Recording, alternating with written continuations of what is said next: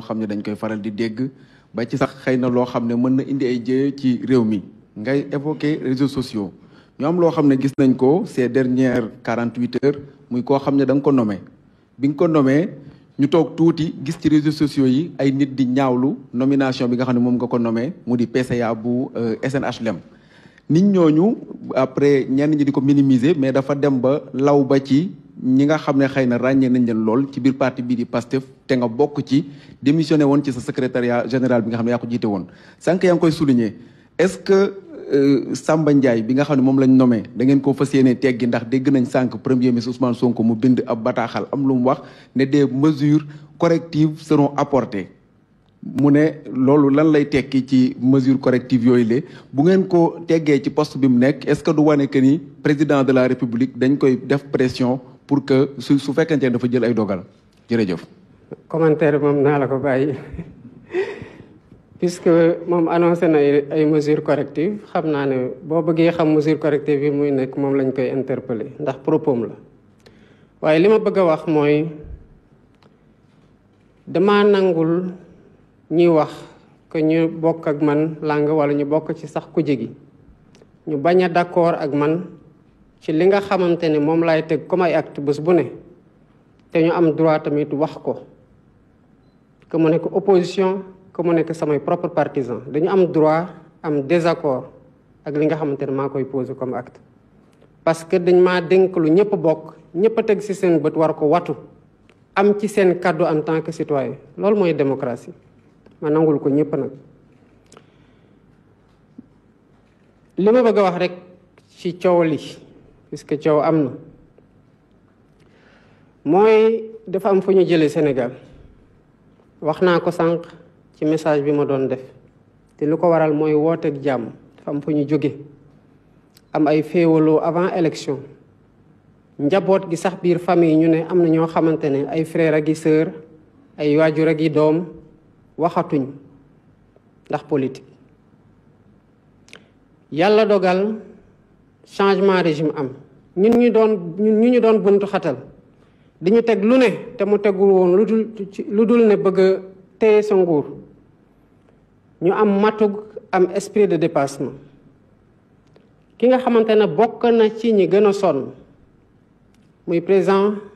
Pastef premier ministre actuellement Ousmane Sonko taxaw Grand Théâtre ne lépp loo xamante ne def nañ ko moom ci boppam baale na ko muy jëfu jullit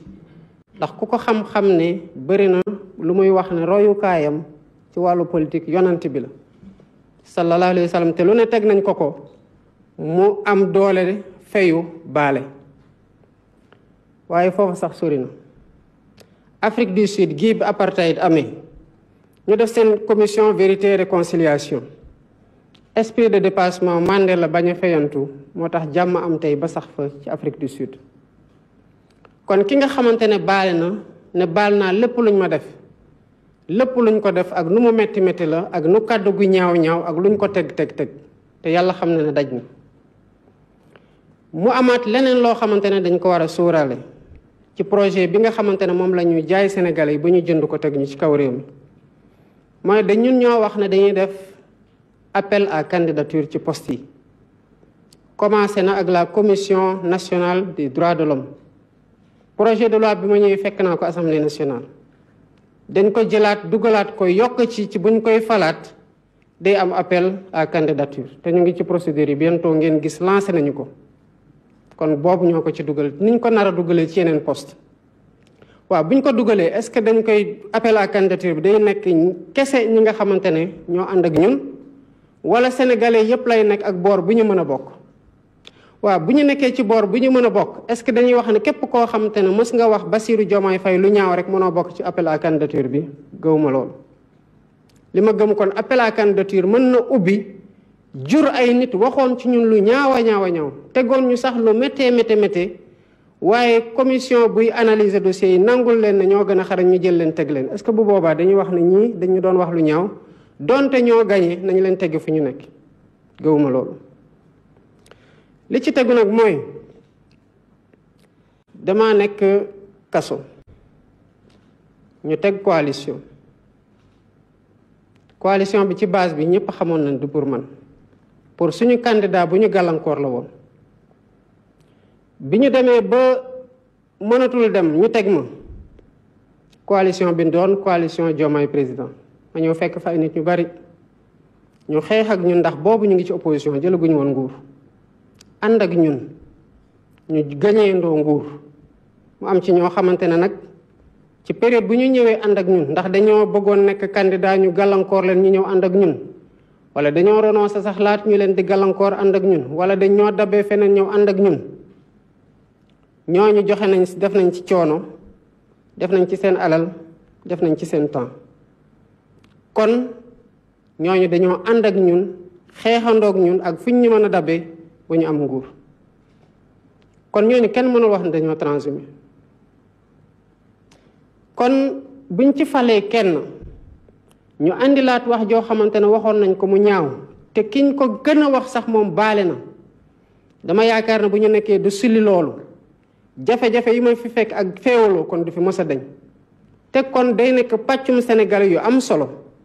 parce que bu ma jëlee seen candidat kese waxuma ñeneen sax ñoo xamante dem nañu voté feneen am nañu 1,600,000 voix te du ñooñ kese ñooy Sénégal day nekk pàcc bu important yu Sénégal yoo xamante ne ci ni ñu waxee nii pour jël ci xayma rek Sénégal 2050 daanaka dañu leen di génne ci ñu mën a liggéeyalaat seen réew gëwuma loolu. par contre ku ne xam na Bassirou Diomaye Ousmane Sonko keneen ak keneen ci biir Pastef ci opposition bi ku politikul amul kenn koo xamante ne di nga def lu waroogu yoon yaakaar ne jege pouvoir bu ñu nekk actuellement mën na doon protection pour yow parce que gëmuñu loolu kon ku ñëw bu dee dafa am loo xamante ne def nga ko li ñu lay defee bu jotee ñu toppee la ko dinañ la topp ci ñuy ànd ak ñun ci coalition ak ci ñoo xamante ne sax ci bu ñuy sos parti bi ñu ngi ci woon ba ci man mii nga xamante ne maay président